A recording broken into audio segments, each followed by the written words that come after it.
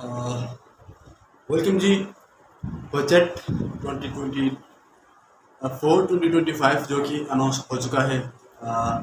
आज एक short brief लेंगे, इसके ऊपर एक शॉर्ट एनालिसिस करेंगे कि किस सेक्टर में कितना एलोकेट हुआ है और क्या सैलरीज और अदर चीज़ें कितना इंक्रीज हुई, और टैक्सेस के थोड़ा ट्रेडर्स के ऊपर भी थोड़ा डिस्कस करेंगे।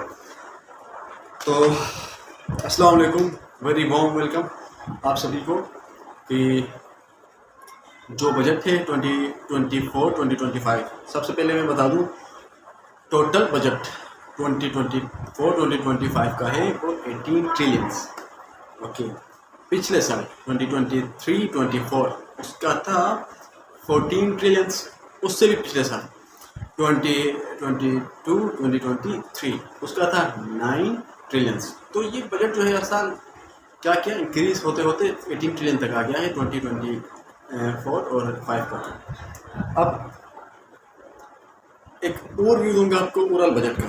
सबसे पहले जो इंटरेस्ट पेमेंट होगी, जो कर्जों की अदायगी होगी, वो 52% होगी। इसमें 83 ट्रिलियन से 52% कर्जों की अदायगी होगी, मतलब कि आधा से ज़्यादा जो है वो कर्जों की अदायगी में जाएगा। ओके, डिफेंस अफेयर के लिए इस बार इन्होंने 11% एलोकेट किया है। ओके, पेंशन के लिए 5% एलोकेट किया है। डिफेंस अफेयर एक्चुअली जो हमारी आर्मी फोर्स होगी और जो डिफेंस है उसके लिए इन्होंने 11% इस बार एलोकेट किया है। पिछले साल आई थिंक 17% था, तो इस बार इन्होंने 11% एलोकेट किया है। ओके, ग्रांट्स और other transfers, provisional and others, इसके लिए इन्होंने क्या किया, जिसमें आईटी और दूसरी चीज़ें भी आती हैं इनमें, जो कि प्रोविजनल एंड डेवलपमेंट्स, ठीक है ना, आईटी सेक्टर्स, ये तमाम चीज़ें इसके अंदर आती हैं। इसके लिए इन्होंने 9% एलोकेट किया है। सब्सिडीज़, जो गवर्नमेंट सब्सिडीज़ देती है बहुत सारे अशिया के ऊपर या पेट्रोलियम मसनूआत के ऊपर, इसके लिए इन्होंने 7% एलोकेट किया है। रनिंग ऑफ सिविल गवर्नमेंट, जो सिविल मैनेजमेंट है, सिविल गवर्नमेंट है, उसके लिए इन्होंने 4% एलोकेट किया है। पीएसडीपी एंड अदर्स, इसके लिए 11% एलोकेट किया है। ये तो एक शॉर्ट ओवरव्यू हो गया। ओके, पिछले साल के मुकाबले में जो इस साल जो इन्फ्लेशन रही वो 2023 में 29.2% रही, 2024 में 26%। तो जो जीडीपी ग्रोथ है वो 2023 में नेगेटिव रही, 0.21% नेगेटिव, और जीडीपी ग्रोथ 2024 में 2.38%, 2.4% ऑलमोस्ट। तो ये जीडीपी ग्रोथ है 2024 की। अब होता क्या है, ये तो ओवरऑल बजट की एक ओवरव्यू है।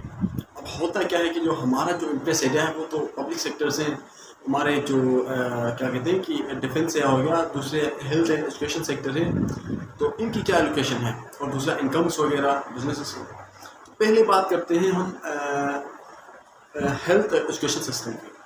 एजुकेशन सेक्टर के लिए 32 बिलियंस PKRs इन्होंने मुख्तस किए हैं। 32 PKR बिलियंस क्या कहते हैं कि इन्होंने मुख्तस किए हैं एजुकेशन सेक्टर के लिए। तो एजुकेशन सेक्टर जो है वो पाकिस्तान का हर साल ये देखा गया कि ऐसा कोई सिग्निफिकेंट कोई इसके लिए एलोकेशन नहीं करते, बजट को सिग्निफिकेंट अमाउंट इसके लिए एलोकेट नहीं करते एजुकेशन सेक्टर के लिए। तो ये हर साल ऐसा होता है, और हर साल की तरह इस बार भी कोई ऐसे सिग्निफिकेंट अमाउंट एलोकेट नहीं हुआ। और अब बात आती है हेल्थ सेक्टर की।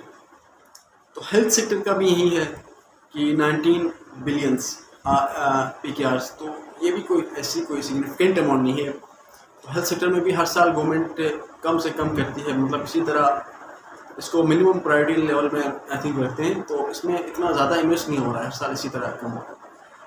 अब होना क्या चाहिए, जो हमारा एजुकेशन और हेल्थ सेक्टर है ना, इसके अंदर एक हैवी, इसके अंदर सिग्निफिकेंट जो हमारा अमाउंट है वो इसके अंदर आना चाहिए, ताकि जहां हमारा हेल्थ और एजुकेशन सेक्टर ग्रो करेगा वहां से पाकिस्तान ग्रो करेगा, आपका मुल्क ग्रो करेगा, जीडीपी ग्रो करेगी।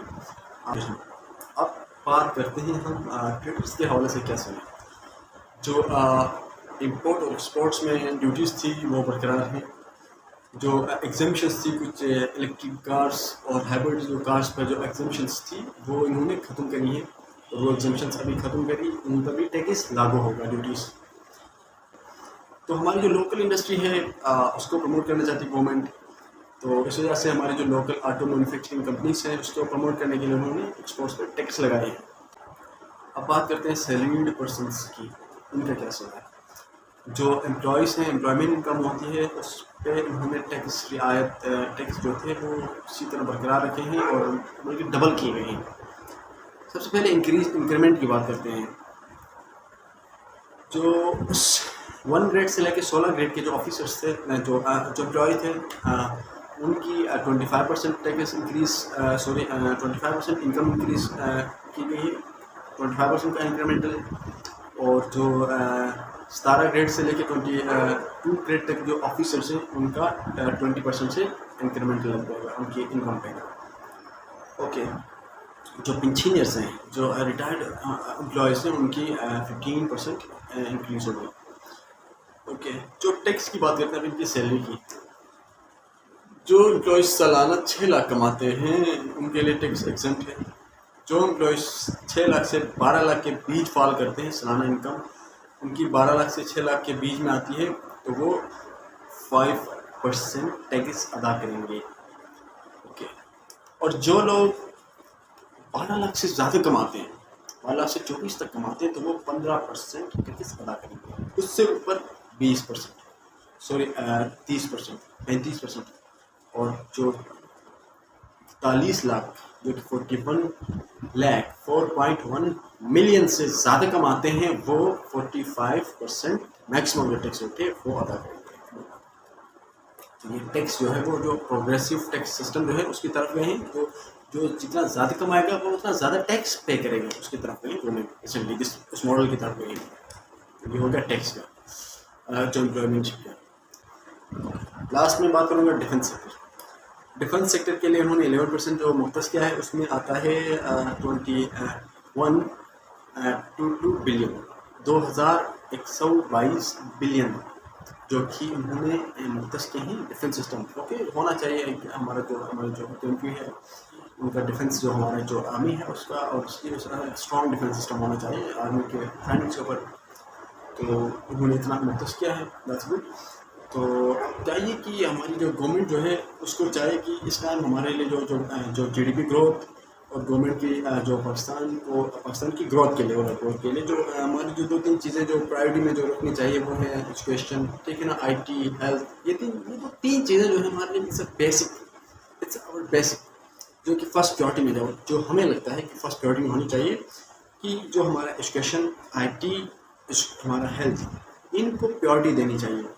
इनके ऊपर एक सिग्निफिकेंट इन्वेस्टमेंट होनी चाहिए, उनकी प्रॉपर ऑडिट होनी चाहिए। तो ये सेक्टर हमारा ग्रो करेगा, तो हमारा मुल्क जो है, हमारी जो कंट्री है वो ग्रो करेगी। Thank you for watching this vlog, keep watching. मैं इसी तरह की इन्फॉर्मेशन वीडियोस बनाता रहूँगा। Thank you so much.